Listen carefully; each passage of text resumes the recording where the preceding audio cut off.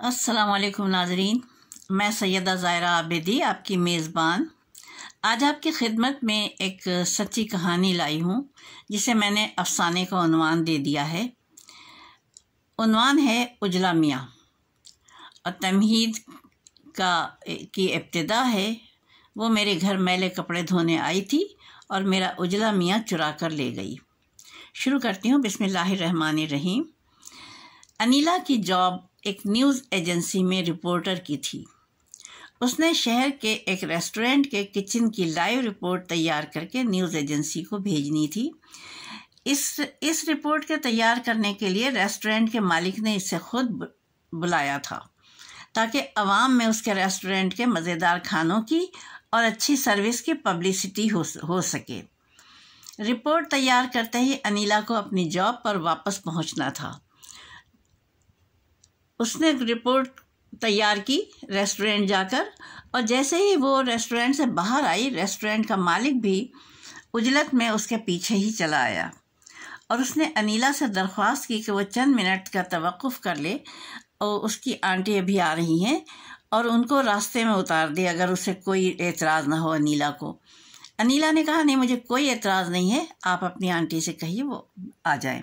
अभी वो लोग बात कर ही रहे थे कि वो एक माकूल किस्म की खातून आई और सलाम दुआ के बाद वो अनीला के साथ ही गाड़ी में बैठ गई।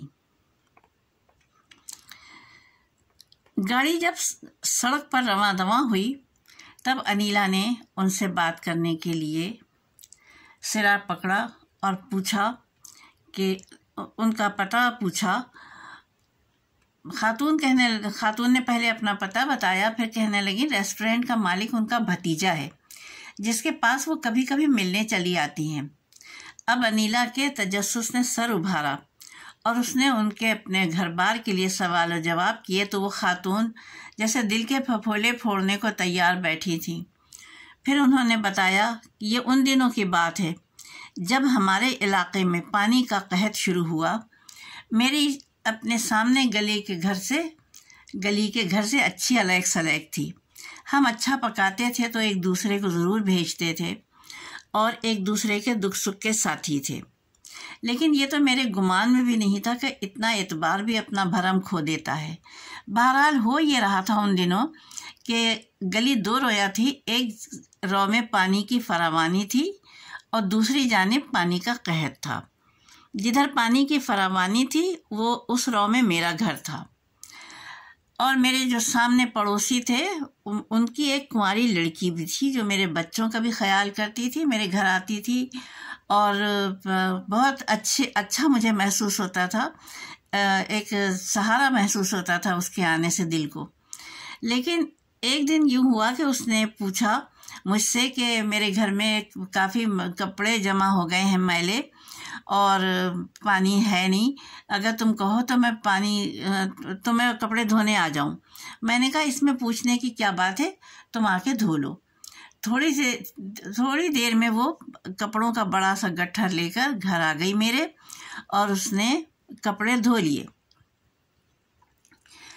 जब वो कपड़े धो रही थी उस दौरान मेरे शौहर घर से बाहर थे और वो आ गए घर और फिर वो जब धो चुकी कपड़े और बाहर निकली तो उसने देखा वही वॉशिंग एरिया से, तो मेरे शौहर उस वक्त कमरे से बाहर आए और उन्होंने देखा कि वो ढेर भर के कपड़े गीले बाल्टी में भरे हुए उठाए खड़ी थी और मुझसे बातें कर रही थी कुछ।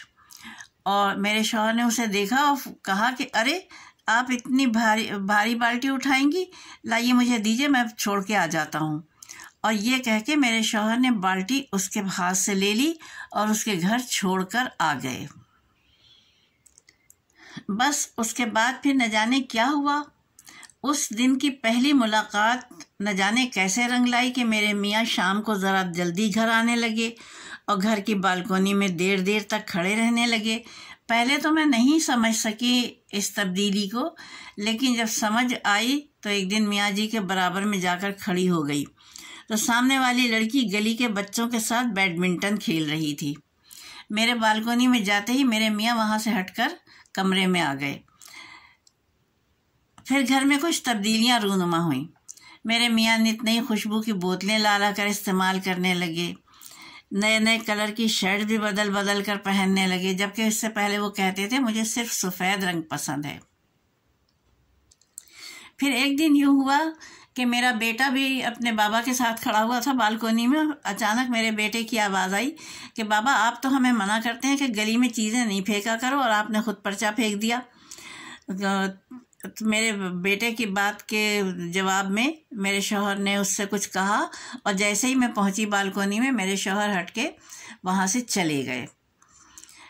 और फिर एक दिन बिलाखिर मेरे शौहर ने कह दिया कि अब वो उसके बग़ैर नहीं रह सकते हैं और मुझे दूसरी शादी की इजाज़त देनी होगी। मैंने अपने शौहर से तहैया कर लिया था कि मैं मर जाऊंगी, लेकिन मैं शादी की इजाज़त नहीं दूंगी। मेरे शौहर ने मुझसे कहा, मैं तुमको तुम्हारा खर्चा पानी देता रहूँगा और इंसाफ से चलूँगा। और मैंने शौहर की बात के जवाब में ख़ुदकुशी की धमकी दी।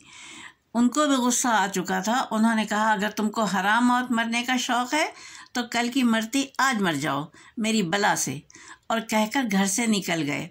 और फिर चंद रोज़ के अंदर मुझे तलाक़नामा भेज दिया। मैं शौहर के इंतकाम में इतनी अंधी हो चुकी थी कि मैंने अपने तीनों मासूम बच्चों को रिक्शा में बिठाया और ले जाकर उनकी बूढ़ी दादी के मुंह पर मारा कि ये तुम्हारे बेटे के बच्चे हैं, मैं मैके से नहीं लाई थी। उस वक्त मेरा बड़ा बेटा 7 बरस का था।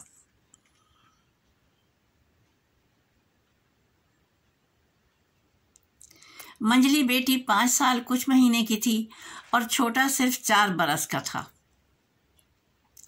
जब मैं दादी के घर से निकल रही थी बच्चे छोड़कर, तो मेरा 4 बरस का बेटा मेरे पीछे भागा था रोता हुआ, अम्मी अम्मी कहता हुआ। लेकिन मैंने बेरहमी से दरवाज़ा बंद किया और चली आई। फिर कई बरस गुजर गए और फिर एक दिन मेरी ममता जागी तो मैं बच्चों के स्कूल मिलने के लिए पहुंची। मुझे पता चला कि मेरे ऊपर पाबंदी लगी हुई है कि माँ आए तो मिलने नहीं दिया जाए।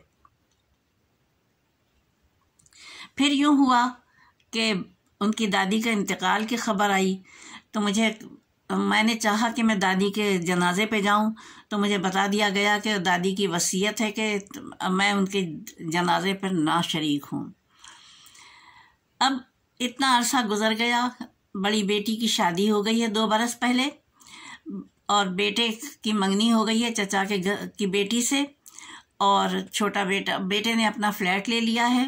वो कभी कभी मुझे बुला लेता है और ख़ुद भी कभी आ जाता है। वो थोड़ा सा नरम दिल है।